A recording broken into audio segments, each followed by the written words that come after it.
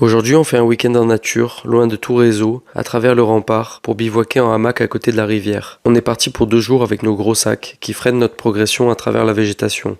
On est une petite bande à avancer dans le rempart, avec des passages verticaux, des moments qui ressemblent plus à de l'escalade qu'à de la marche. On est même obligé de mettre une corde sur certains passages. Après 3 heures, on arrive à la rivière. On fait une pause repas, et on met en place le bivouac. Une installation minimaliste avec une bâche qui recouvre 2 hamacs. Lolo et Fab se sont fait un joli petit coin. À 15 heures, tout le monde est installé, donc on va dans la rivière. On voulait sauter ce 16 mètres, mais on ne trouve pas moyen d'aller vérifier le fond, puisque ma corde est utilisée pour le bivouac. Tant pis, on change les plans. On a trouvé ce petit spot histoire de se mouiller dans l'eau à 15 degrés. On arrive à un autre spot sympa pour sauter à côté d'une cascade. On est dans un environnement luxuriant, une forêt tropicale très verte, avec des orchidées rosées, et même une orchidée blanche qui sent comme les fahames, mais ce n'en est pas. Ensuite, une petite douche dans un décor digne d'une pub de gel douche, et il ne reste plus qu'à aller se sécher et se réchauffer au campement. On est loin de toute l'abondance de la vie de tous les jours. Pas d'écran, pas de réseau, le minimum de nourriture. Mais dans ces moments, on apprécie les choses simples. Même des lentilles deviennent un repas gastronomique. On a fait un loup-garou, et petit aveu honteux, j'ai 30 ans, pourtant c'était la première fois que j'y jouais. On a fait d'autres jeux simples, bref, on apprécie le moment.